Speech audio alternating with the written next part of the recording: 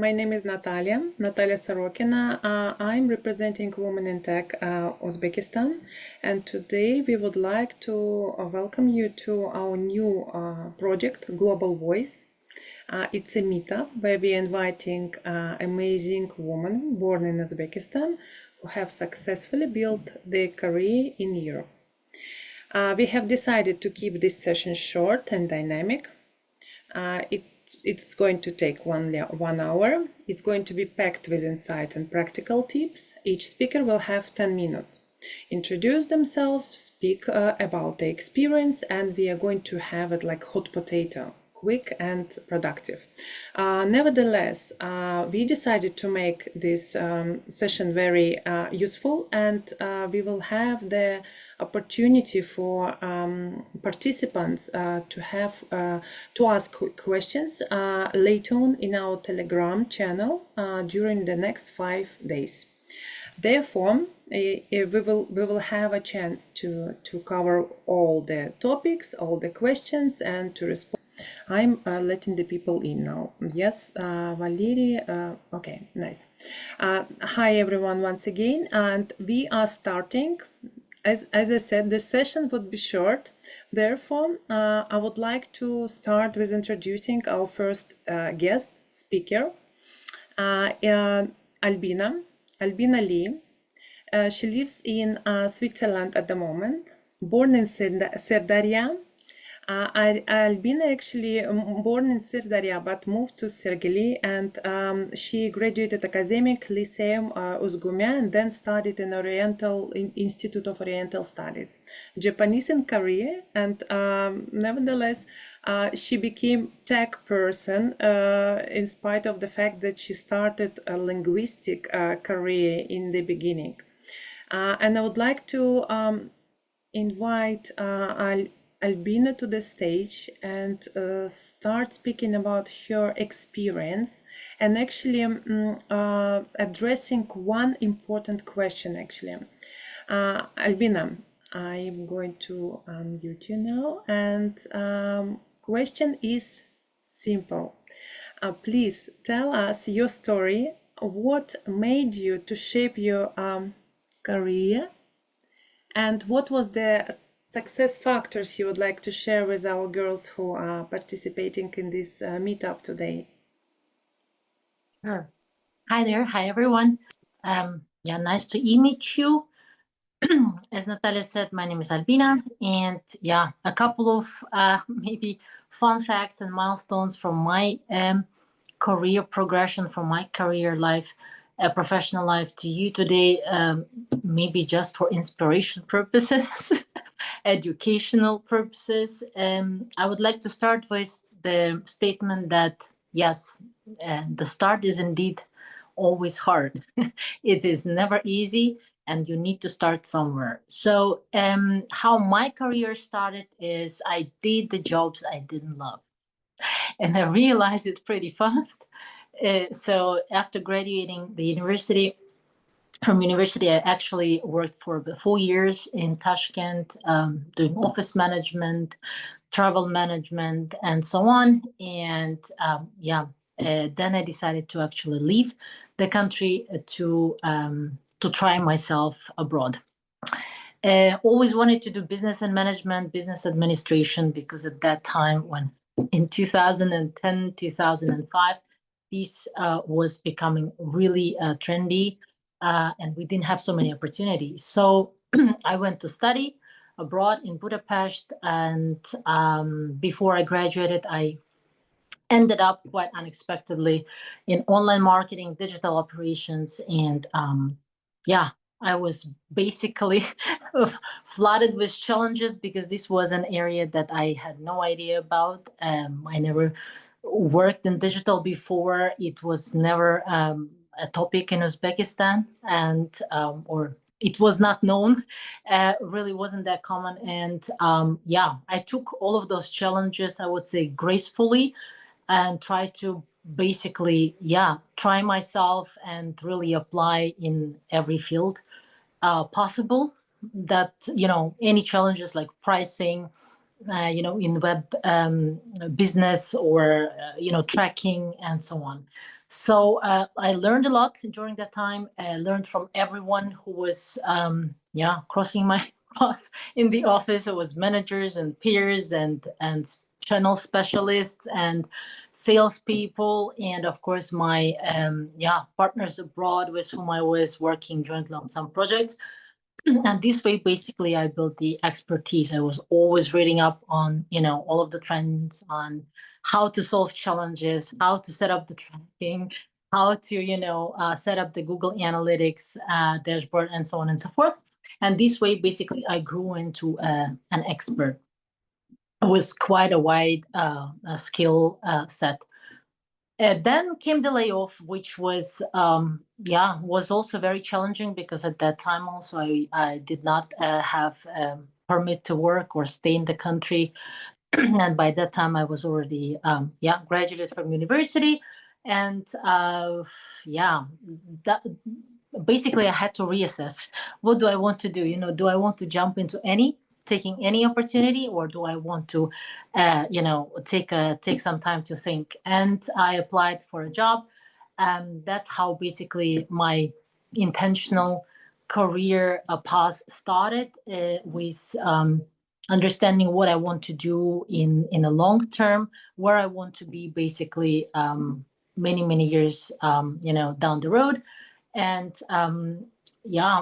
basically started developing both horizontal and vertically, depending on at any point in time in my career path, what kind of opportunities I had. Natalia, maybe we can go to another slide, please. Yep. Perfect. And I just wanted to give you a quick example of how my career progressed, starting from being a pricing intern at the end of 2013, and basically ending up in 22 in Switzerland, taking up the global role in the headquarters of Bosch Power Tools and Accessories. Yes, in Switzerland. And you can see that it's a very non-linear progression, and I basically tried to grow personally and professionally anytime there was a chance. First, taking permanent position in the Shared Business Services Center with the regional scope. I was an analyst, first in marketing, then just the whole web business, then taking on kind of more responsibility in terms of, development of projects with the same specialization.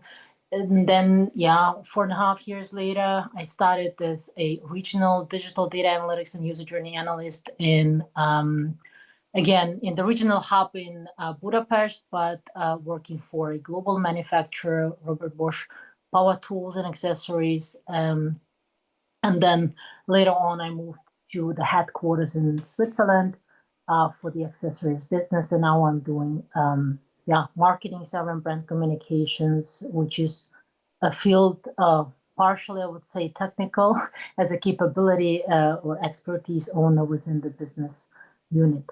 Then the next slide, please, Natalia. Thank you. Yes, Albina, thank you very much. I will be, just hold on 1 second. I know that you prepared some life hacks to share with our audience. Please go ahead. This is my favorite part, actually. Okay, so yes, the life hacks is basically a summary of what I would recommend based on my experience and the life choices I've made. You probably need to understand where you want to be many years from now, whether you see yourself, in Uzbekistan, you see yourself abroad, because this is your end goal. Understand basically what you want to achieve at the end of the day. Always have a strategic perspective on how you plan, how you make decisions. And then, of course, always think beyond borders, always take a wide lens on things instead of just thinking, oh, okay, does this job offer actually look good? You need to understand what are the opportunities that this job offer gives me or provides me with. Then, of course, you need to identify what exactly, or how can you leverage those opportunities, and how can you build yourself up personally and professionally. Understand, of course, where your strengths and weaknesses are, and always deliver. If you promise to your stakeholders, no matter who they are, always communicate clearly, be on time, show up, and just deliver the minimum promised at least. And yeah, this way, basically, this is a guaranteed way to success, I would say, in your career. Thank you. Albin, we have few more minutes, and I wanted to emphasize the fact that whenever you change the job, because I know you personally already, whenever you change the job, you always took a time to evaluate whether it's a right choice for you or not, and you always approached every step strategically. It's what I wanted you to emphasize, that it's very important as well. True. That's yeah. I mean, I'm not saying that it all came as smoothly as it might seem now, but I think really it's all about hard work at any point in time, because the moment you take on a new challenge, if that allows for your next step for the growth, for you personally, professionally, irrespective, you're moving abroad, because, for example, Switzerland is very difficult to move to for work, and that's why I would say that there will be challenges, this or that, your permits, your places you live, people you meet in life. But I think you need to learn basically to attack challenges, yeah, and not be afraid. I would say this is important. Good. The bottom line, just to highlight the last thing, that Albina was actually invited by Switzerland entity as an expert in Europe, and it's all due to the fact that she earned the credit at her previous workplaces, at that workplace in Hungary. Therefore, it's also a nice fact to emphasize that whenever you work hard and smart and some strategic moves, applying for other jobs, what Albina did, you always have some privilege, and the employer thinks and approaches employment for Albina out of the box solution. It's the most beautiful part of Albina's story, for example, for me in general. Yes, great, great. So if anyone has questions, you know that you have a chance to ask in the chat, but we have to move to another speaker right now, and I would like to introduce you our new speaker from Sweden. Actually, I know people confusing Sweden and Switzerland. After this meetup, no one would actually have a chance to do this. So we have Camilla Stevenson. Camilla is a product manager right now, and our company is called Atea. I know personally Atea is quite big company, Scandinavian company. They have big offices in really corporate environment. Camilla was born in Tashkent, studied till 5th grade in Republican Specialized Art School, and then moved with her parents to Sweden. Graduated a school there, and then actually graduated an academic university. But before that time, Camilla had some other stories when what she has studied completely different to what she is doing now. And I would like to give a word to Camilla, the stage to Camilla, so she could take us through her career and tell us her personal story, how she achieved the level where she is now. Camilla, please. Yes. Hi, everyone. I'm Camilla, and I work as a product manager, as Natalia mentioned, at Atea here in Sweden. So my story actually starts quite a bit farther away. As Natalia already mentioned, in Tashkent, where I was born. I spent my early years there, attending a school until my 5th grade, and then I moved to Sweden with my parents. Yeah, here I finished my studies, built my life, and eventually found my way into the world of tech. But that path wasn't exactly straightforward. I actually started out in the medical field first. I thought that was that it was an interesting thing to do, that was the right thing to do for me, as helping people is one of my passions. And about a year into my studies, however, I began to feel that quite persistent, nudge that something isn't right, that this is not the right course for me. that something was missing. So it was that kind of a finding myself moment. So I started off and started to think about what do I like to do? What are my interests? And so I wrote that down. I also wrote down what is important for me in a career. So what do I want to get from my career? And when I did that, I had a list with a few options. And my husband was also one of the biggest inspirations for me. Actually, he's in IT as well, and so he was one of the persons that actually came to me and was like, why don't you try IT? And at that time, I had this bias about IT and development, and women shouldn't be working with IT. They shouldn't be coding. That's not something women do.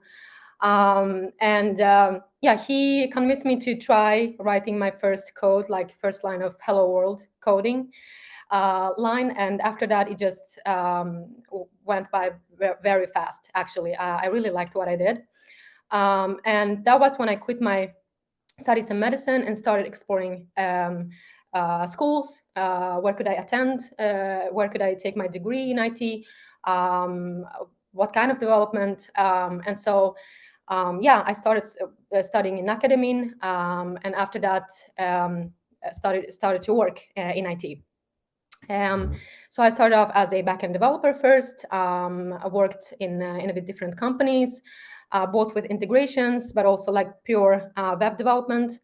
And after that, I changed the companies to a company called OneFlow. And by the way, all of these companies are startups. So I have mainly worked in startups. So Atea is the first bigger company I'm working at, actually. And so at OneFlow, I started off as a technical support manager, where I was helping our customers, collaborating with other teams, and working very closely with developers. And at that time, I didn't know a lot about product managers. I remember that a product manager came to me and was asking about a case that I was working on as well in support. And after that small meeting that I had with this product manager, I was starting to get, I started getting interested in product management, started to read about it. And I was, I wanted to change to product management basically at that time, at that moment. So I got the chance to change to product management at the same company, worked there in a team of designers, developers, where we worked pretty much with enhancing acquisition for the company. After that, I left off to another company, Big Yellow, where I was working, where I was leading a team of implementation specialists and working with a large set of data. So the job was mainly to transfer a big set of data from client systems to our system and leading the team. And so now at Atea, I'm working as the official title is project manager, but I do product management as well. So it's kind of a 50-50, I would say. So I work in the integrations team where we integrate our system, our eShop system, with our clients' systems. Natalia, you can go to the next slide. Yeah, good one. 1 second. Yes, key takeaways, the favorite one. Go ahead. Yes. So I have a similar slide as Albina had. But again, we have different experiences. So I think that this might be useful as well. When I was starting off my career in IT, I found these steps, or I think that these steps shaped me professionally. For example, I was often thrown into deep end. I still remember the first time I was handed a project that felt way beyond my comfort zone. It was one of those, am I really doing this, or can I really handle this kind of moment? But those experiences actually turned out to be some of the most valuable ones. They built my confidence and sharpened my judgment far faster than any, I believe, any other course or training would ever do. So you learn quickly when you have to swim, I guess. Another turning point was learning to truly believe in my own abilities while staying curious. I made it a habit to ask questions, lots of them. So a tip is to ask questions and just be curious and to seek out people who could teach me something new. Setting clear growth goals with my managers helped me stay intentional about my development. Sorry. That curiosity and openness to learn became one of my biggest strengths, actually. I also discovered along the way how important it is to keep educating myself in areas I found genuinely interesting. Continuous learning has been a constant theme in my career. So I love diving into new topics, whether it's technology, anything outside of technology, a business concept. In Europe, especially, this kind of self-driven learning is highly valued, actually. So it shows resilience and discipline, qualities that really define a professional's growth mindset. Then there is the mindset of not being afraid to think differently. I think that this is a very important one. I have learned that the hard way, actually. I have learned that challenging assumptions and bringing fresh perspectives is where innovation starts. Industries evolve so fast, so those who think independently don't just keep up.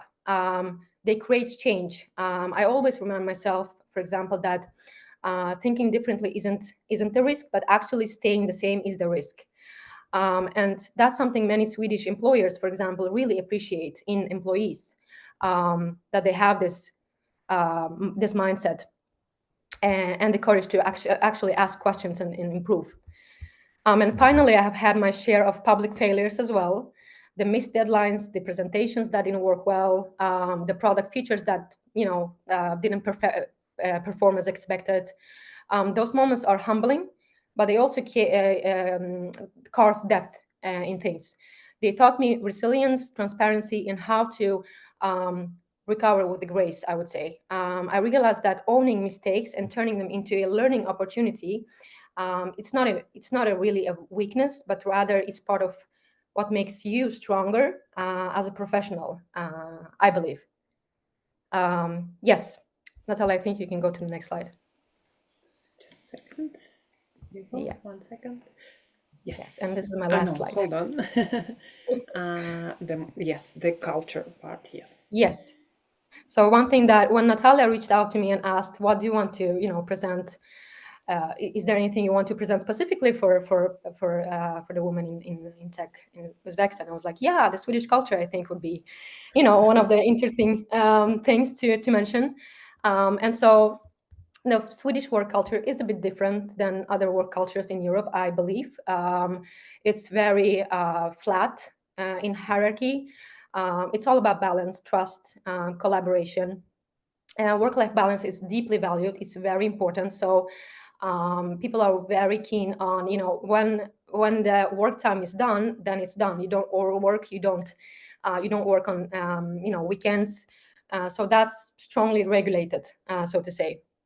People like to take their vacations on time. They take it very seriously, respecting personal time, and of course embracing fika, those social coffee breaks that help building connections and community at work. So connections and community at work is very important in Sweden. And even if the office would be burning, people would still take the fika, actually. They would still take the coffee break. Most organizations have, again, as I mentioned, flat hierarchy here. And there is no, so I could, for example, go and talk very easily on the same level with my manager, with my boss, encouraging open dialogue, shared decision-making, and inclusive leadership, I would say. So the Swedish idea of something called lagom, as it's called in Swedish, means just the right amount. So not working too much and not working too little, so to say. This is what shapes the Swedish culture, working culture, I would say.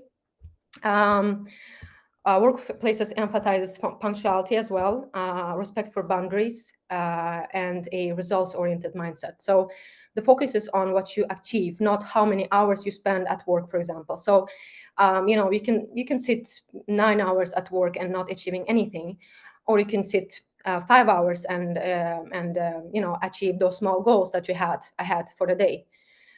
and also expect a collaborative and transparent environment where people actually want to collaborate. They want to, sit together with you, bouncing ideas, talking about different options.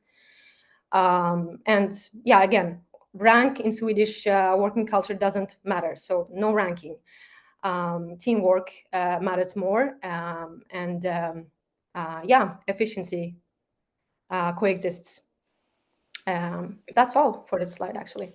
Thank you, Camilla. Two things I I hope wanted I to didn't highlight. override the time. No, you done at the time. I wanted to highlight from HR point of view. Thanks for touching base on culture in general, and it's really close to me because from my experience when I lived in Latvia, my colleagues worked with Swedish colleagues, teams as well, and they were always complaining, why they are on time for the holidays? Why they're not responding during the holidays to my Yes. emails? It's very urgent mail. I have an accident in my, engineering piece of work. For me, it was Yes. like very interesting to find out, and thanks for touching base on that. And thank you for being honest, because of course each of us had some failures in the past. It wasn't like a really sweet way in general, and thanks for touching base on that, because we are true and transparent, and it's nice to know that we are all human beings, and there is nothing to slip down at one point and learn from your, I don't know, mistakes and failures. Thanks a lot, Camilla. Thanks Thank a you, lot. Natalia. I'm giving the word to Yulia, and let me introduce her first. Yulia, we know for a while. She is a part of our team for a couple of years already. Yulia actually works in Yandex and lives in Serbia, another part of Europe, absolutely. Born in Andijan, which is a beautiful city as well.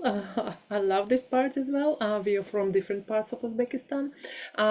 Pedagogical in university, again, breaking stereotypes, humanitarians becoming technical people, which is brilliant. And Yulia lives 13 years abroad already, not in Uzbekistan, and lived in Russia, Turkey, and now Serbia. Yulia, welcome to the stage. Please share your experience. Would love to hear your life hacks. Unmuting you, just a second. Thank you for introduction. It was really great. And let's move to the next slide because I have something to say there. So when I think about what really shaped my early in my career, as you said, I was like wasn't in degree in IT, so I didn't have enough like knowledge about everything. But it's not like one time of event that shaped my career as being a project manager, almost 13 years. It's a mindset. First, I learned from the best. Even if it was online, platforms like Google, IBM, Microsoft courses were available at that time for me, and they gave access to world-class knowledge that completely changed how I work and think up till now. Second, I always believed in practice, and if you learn something new, try to do it right away. Curiosity and experimentation are what turns information into experience. And finally, I understood something very important. If you have studied and worked hard, you are already valuable because you bring a unique combination of skills, background, and perspective. If someone doesn't understand or appreciate that, it doesn't mean that you need to change who you are. It just means you haven't found the right environment yet. And the key is to find a company, a team, a community where your uniqueness and in seen as a strength, because that's where you will grow fastest. So I found my team in Yandex, and also I found this women in tech community for myself where I can grow. And let's move to the next slide. After leaving Uzbekistan, I lived in Russia, then Turkey, and now I'm living in Serbia. As you said, each country brought something new: culture, language, lifestyle, and honestly, it's never easy. When you move, it means you have to start from scratch. You have to learn new things, how the things work in this country, where to buy favorite food, how to build new friendship, new community, find something that you have to live in. But it's also one of the best ways to grow. It teaches flexibility, curiosity, and resilience. One of the things that I made my relocations easier was having a remote job in IT, and it gave me freedom and stability, and I could work from anywhere, and I still feel secure. Uh, and moving to a new country is much less scary when you have a job offer waiting for you in this country. Many IT companies today offer location packages. They can help you to move by paying your like flight, providing temporary housing, equipment, and even giving you a small relocation bonus to help you settle in.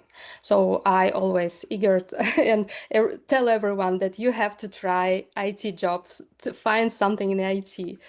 So in many cases, your corporate journey abroad actually starts the moment you discuss your relocation packages. That's why I always say, if you ever get such an opportunity, take it. It's not just a new job, it's a chance to completely expand your world. Let's go to the next slide. And yeah, I worked in a small agencies in a startup, but now I'm a part of big company like Yandex. And I working in corporation is different kind of a game. The first thing I always tell people, if you got an offer, it means you are already good enough. Don't doubt yourself. You belong this position. The next 6 months, you are in the adaptation time. You learn the tools, understand the communication culture, and you have to figure out how your team, your project works. Don't try to show 100% of performance right away. No one expects that. Instead, show your growth. Show how you are improving every month. And I like to say that maybe from the start you have to work at like 50% at first and then increase by 15% every review cycle, because in big corporation you have review each, I don't know, period, 1 year or half of the year, and you have to show something that you are growing, that you are learning, that you are achieving. And when you have like ability to show it and you have energy to do the job, so it means you are growing. That's why you keep your energy for learning, for new projects, for creativity. And one more important thing here is visibility. People don't always see what you are doing at the job, but they do hear what you say. Learn to talk about your work, your results, and your progress, because visibility builds your career, not only your skills, but how well others understand your impact. So work smart and grow steadily.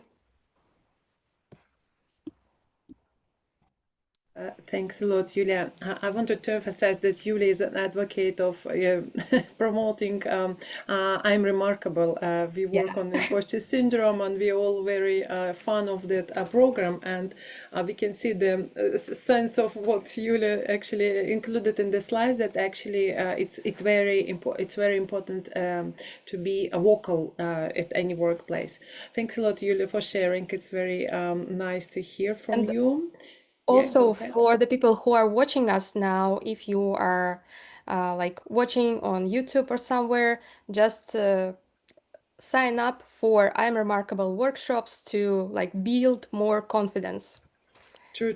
We run it actually very often, and we are posting the information in our social media every time. Thanks, Julia, for mentioning that as well. Thanks a lot. Right, now we have a new speaker, Dinora. Dinora we know as well for quite a while. She volunteered with us, and now she took over a very secret job which demands a lot of attention, and Dinara is focused on building her career in Poland, actually in cybersecurity field. Dinara was born in Samarkand and grew up in Tashkent, academic Lyceum of Four State Languages University, and then with the hint of computer science, and then Dinara actually graduated a university in Poland, and now she lives, I think, more than 4 years already, yeah, in Poland. Dinara, the stage is yours. Please tell us about your experience, one of the fanciest profession at the moment. Go ahead, just a second. Yes, I'm unmuting you. 1 second. Yes. Once again. Yes. Now. Okay. Like, am I having a technical problem? Thank you for the introduction. Yeah, I am Dinara. That's the full name, and I usually go for Dina.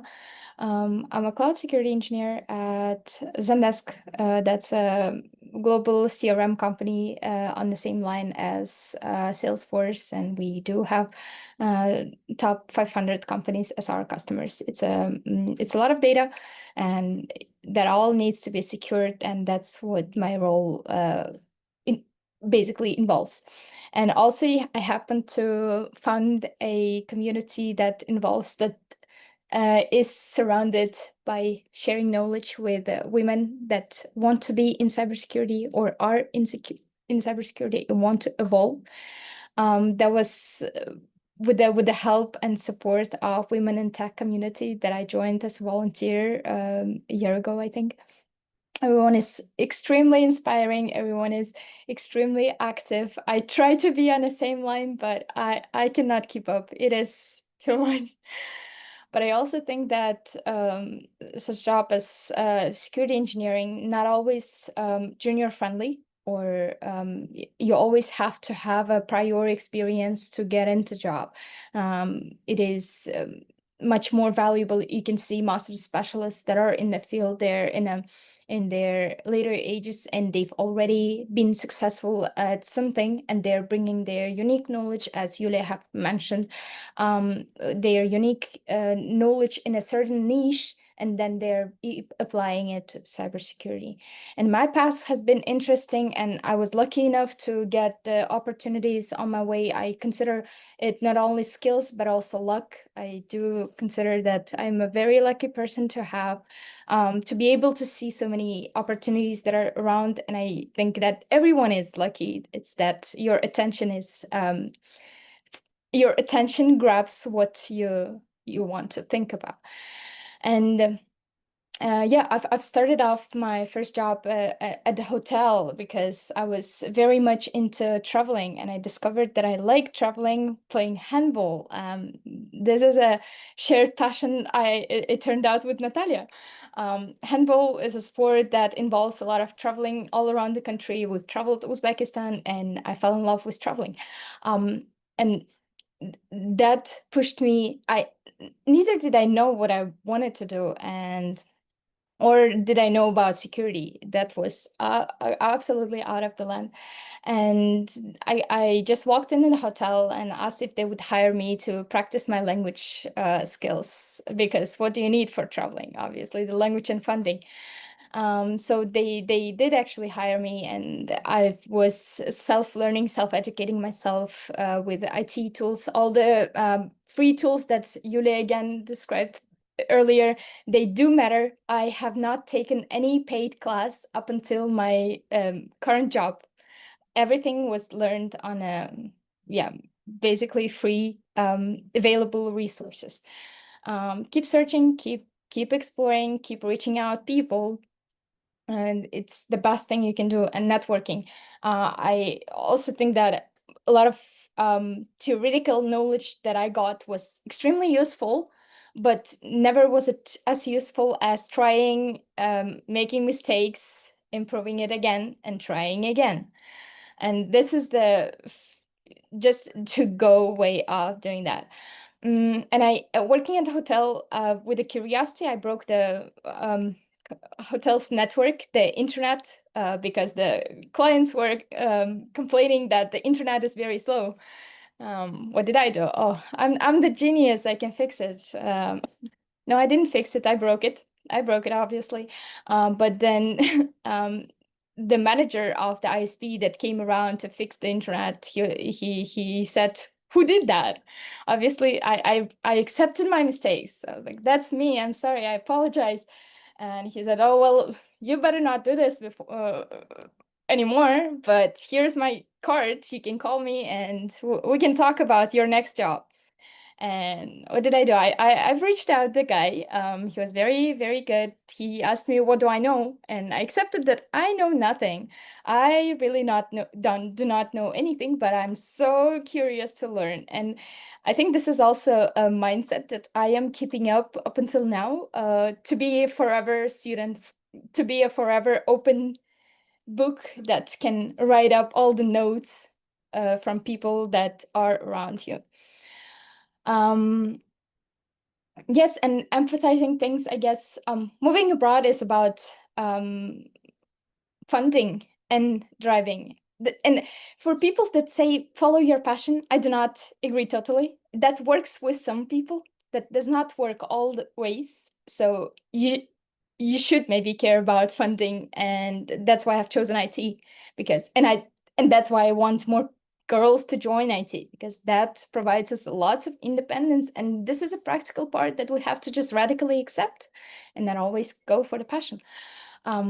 And maybe it becomes a passion, like in my case. Yeah. By that, I've moved to Poland. I got into university, and I do like things. I do like doing things smart. I'm lazy. I do not work. I do not like working hard. And the way I did it is I got the job, and I got the individual program, which means in Poland or in some of the European countries, it is not everywhere, but it's a pro tip that not even citizens of the country usually know.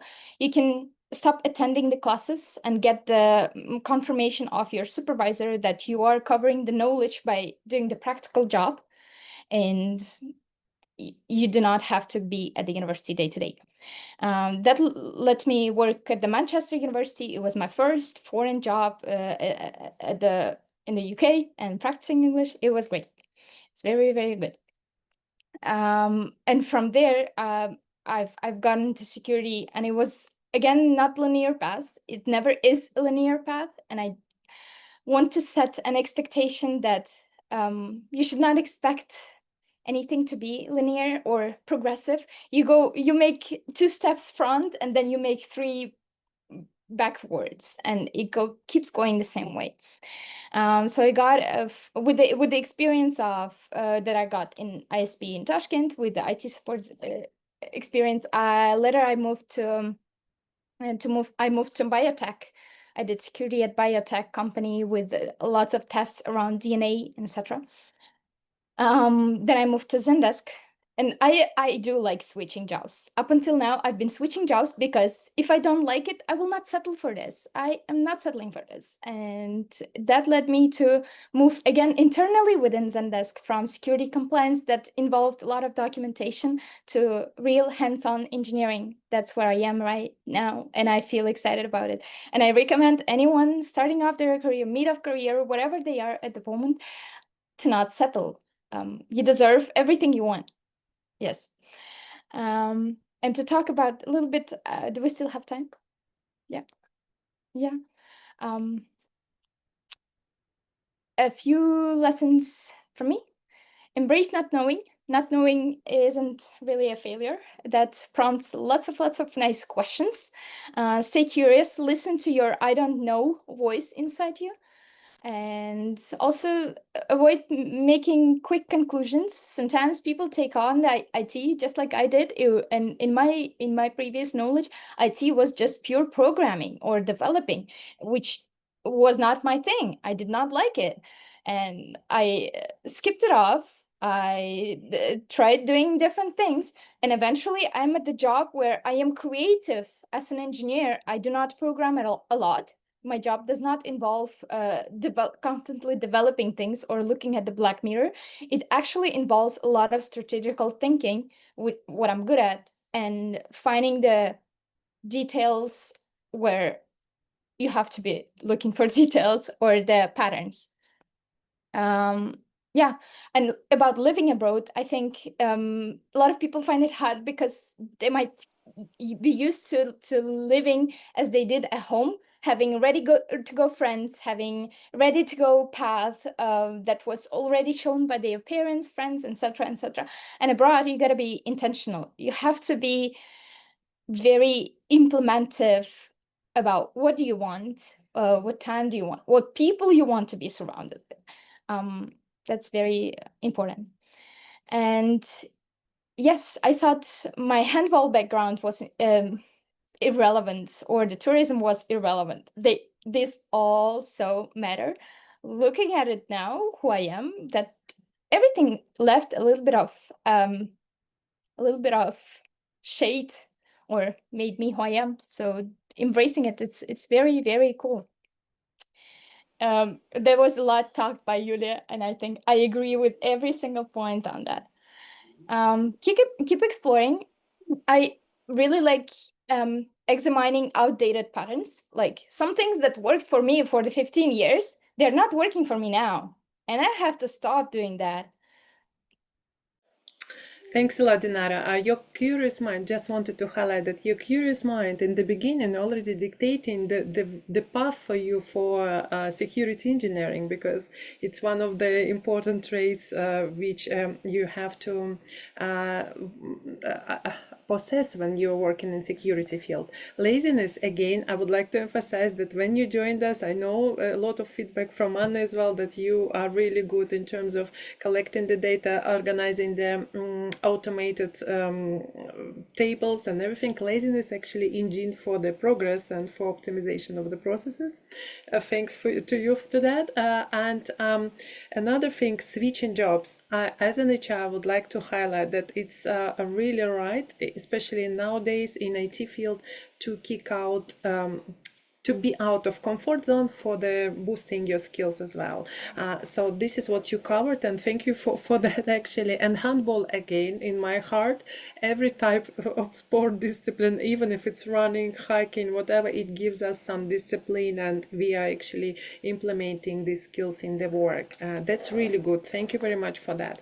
And actually, I have my part of the presentation as well, and I see that we still have time, and I would like to share with you my experience. It's not going to be long.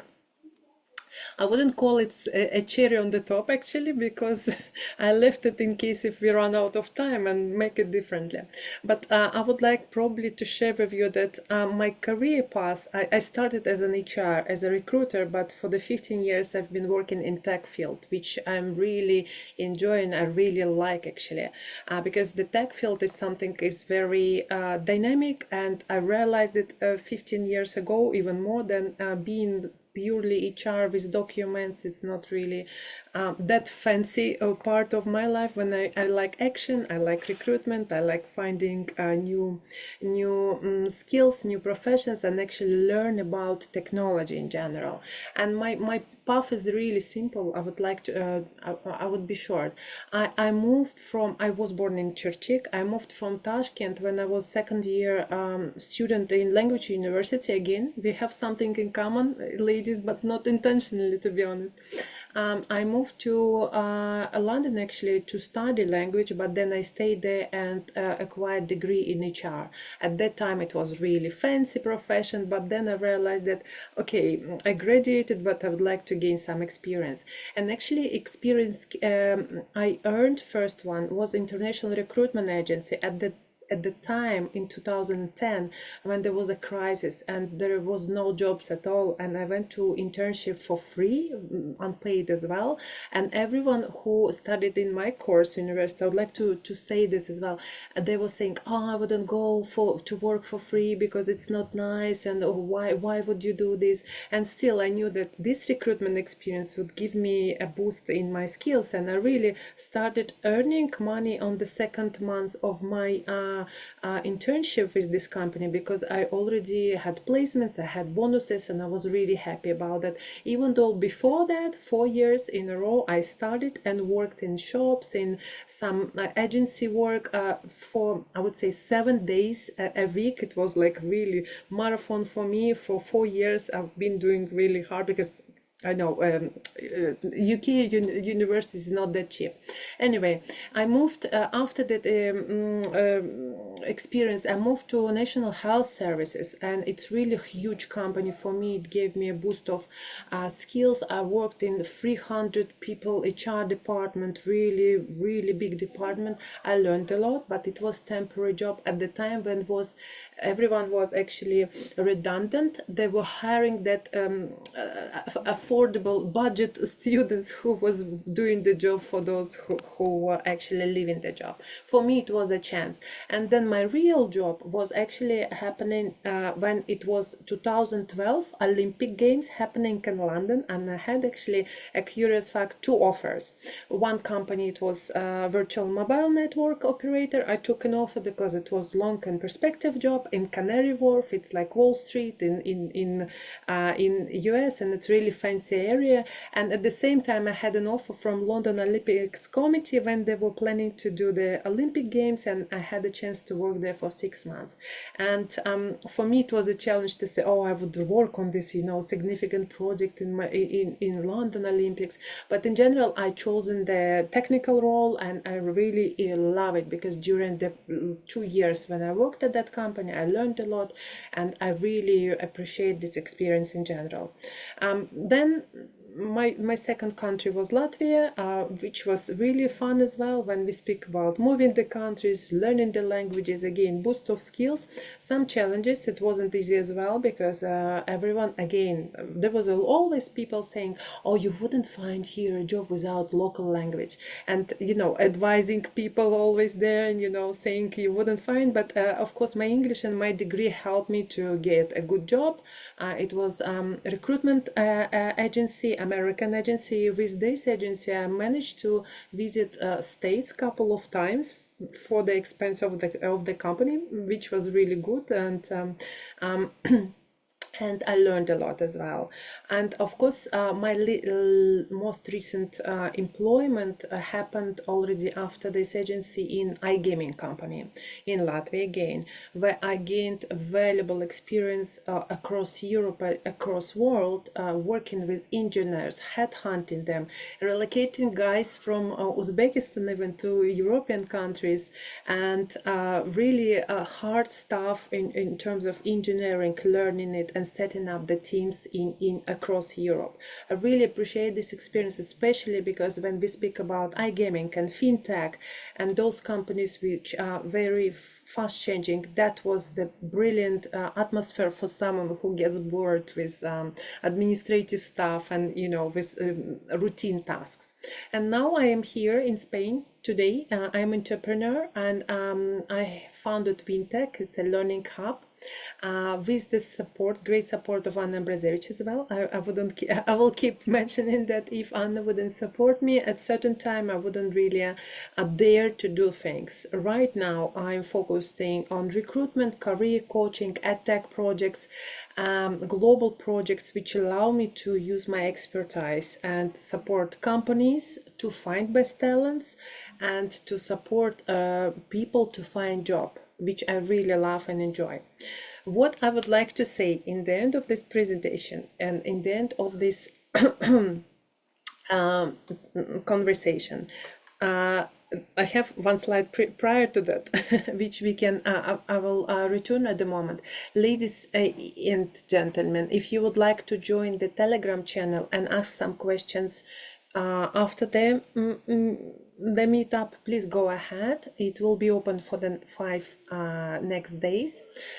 But I would like to summarize, because while our speakers was sharing the experience, I have done some notes, and I would like to make like final bottom line of, again, the mission is to share life hacks, to share our stories. And actually, I have summarized everything which we already have heard, but and again, I have some additions to that. So basically, from all our speakers, what I can see that being out of comfort zone, it's a boost. definitely. Moving countries is something you should appreciate, and good Dinara has highlighted that when you are living in a new country, it's nice, and it's you have to force yourself to integrate, to socialize more with locals, to understand the culture. It's not because you have to, it will help you more.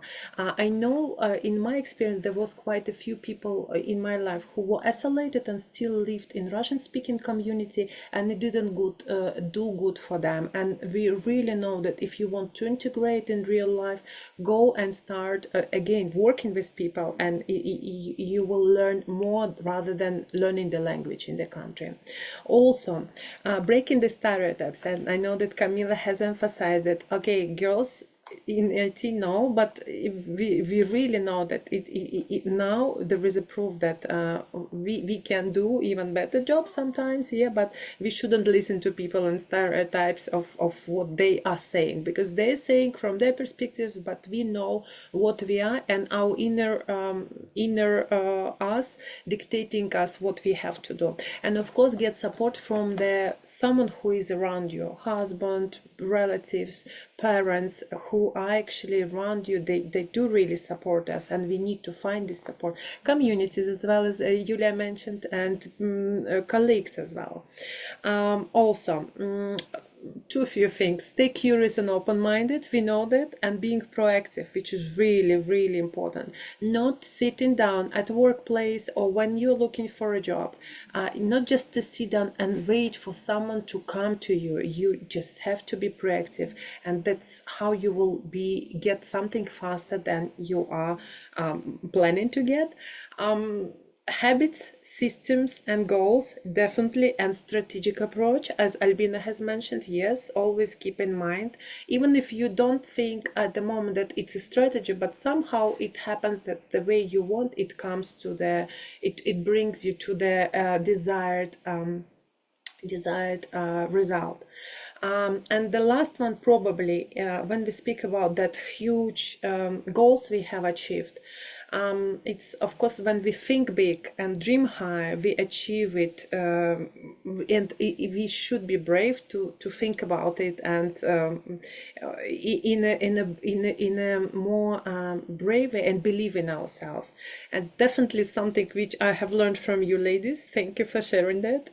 What I have spotted in my experience, and the right and the best thing for me right now to see that when you were preparing your presentations, Dinara, Camilla, Albina, Yulia, you already had some reflection exercise, and you probably remembered certain things which you have forgotten. And for me, it's probably the cherry on the top in terms of our collaboration for the past couple of weeks. And I really appreciate that moment. I've spotted that you remembered about your medicine study desire. Dinara remembered about handball, which is also valuable. And I really appreciate the fact that we reflected and spoken about it. Thank you very much, ladies. I'm unmuting everyone. If you want to say something, lift out the hand, please. We still have 5 minutes. One second. Here, Yulia. Yes, please. Yeah, I just wanted to tell that huge thank you for you, Natalia, that you held all this meeting and do it perfectly. I really liked our experience here, and I really was surprised by paths of our girls who are also spoke about themselves. And thank you very much that you made it. Thanks a lot. I am muted, everyone. If you want to say something, ladies, it's just just to say hi to everyone. I think we can give me a second, Anna. Yes. Thanks a lot again, ladies. If anything you want to add, please go ahead. If not, Thank you. Albina. It was a pleasure. No, really, it was a pleasure. Thank you for inviting me. Really, I didn't know what to expect, but I thoroughly enjoyed the time working with you guys, meeting you guys. seeing you here and feeling like I'm a part really of this women in tech community, of which I read before actually Natalia we met, and was always wondering, is this ever gonna happen for Uzbek women from Uzbekistan? And I'm super happy to see that this is going ahead. Super happy to be part of this inspirational example, and yeah, happy to join in the future as well. Thank you. Thanks for your time, Albina. I know you had a busy work schedule, and I really appreciate you taking time. And I know that quite a few people will watch us, and they will get inspired by your personal story, by the story of Camilla, Dinora, and Yulia as well. Thanks a lot. Yes, great. So we will still have chance for Q&A chat. Would like to thank everyone. And I can also add yes, one Anna, thing. please. Yeah. Yes, thank you so much for your warm words to me.